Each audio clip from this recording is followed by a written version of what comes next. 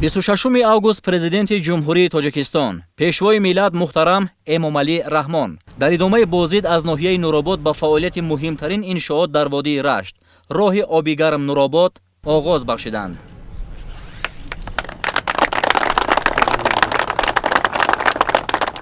лоиҳа дар идомаи таваҷҷӯҳи роҳбари давлат муҳтарам Эмомалӣ Раҳмон вобаста ба беҳсозии шароити рӯзгори мардум иҷро шуда, Тоҷикистонро ба татбиқи ҳадафи стратегии раҳоӣ аз бунбаси коммуникатсионӣ наздик мекунад.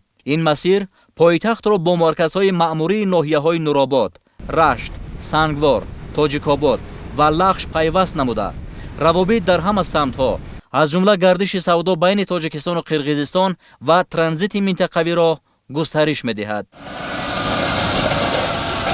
ҳаракат дар масири қаблӣ ба самти ноҳияҳои водии Рашт ронандагону мусофиронро дар бештари ҳолат рӯ ба рӯи ҳаводиси нохуш менамуд.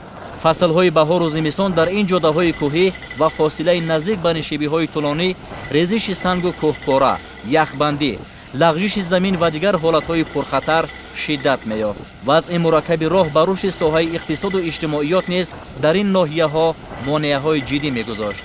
ташаббус ва иқдоми наҷиби роҳбари давлат муҳтарам Эмомалӣ Раҳмон бунёди роҳи ҷавобгӯ ба талаботи байналмилалӣ ба ҳалли ин мушкил мусоидат намуд.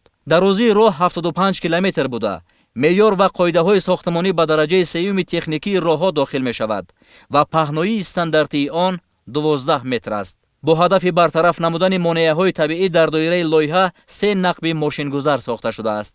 нақби 35-солагии Истиқлол дар ҷамоати деҳоти ҳакимӣ бо дарозии 2605 метр, нақби Ваҳдат дар маҳаллаи Луғур бо дарозии 1700 метр ва нақби Орёно дар мавзеи Дарай Ҳавз бо дарозии 1600 метр масофаи роҳро 24 километр кӯтоҳ намуда, масрафи сӯзишворӣ ва талафоти вақтро коҳиш медиҳад.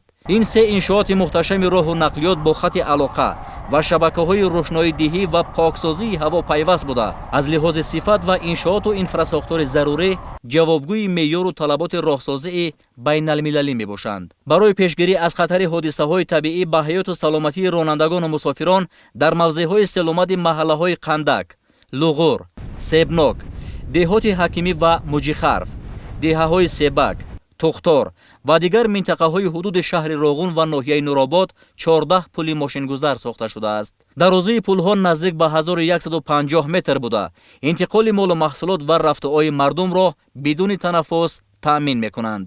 сохтмони такядиворҳои оҳану бетонӣ, насби қубурҳои обпартов ва мустаҳкамкунии нишибиҳои ноустувор истифодаи тӯлонии роҳро таъмин намуда, нуқтаҳои истироҳат бо ниҳолу дарахтони ороишӣ ба ин ҷодаи хуштарҳунав зинат мебахшанд. сарвари давлат муҳтарам Эмомалӣ Раҳмон ба ҳамаи бинокорон, ки дар бунёди роҳи обигарм Нуробод саҳм гузоштанд, сипосу миннатдорӣ баён намуда, изҳор доштанд, ки иншоот дар рушди тиҷорати дохилӣ ва хориҷӣ, сайёҳӣ, ҷалби сармоягузорӣ, рушди минтақаҳо ва дар маҷмӯъ ба беҳбудии сифати зиндагии мардум нақши муассир мегузорад.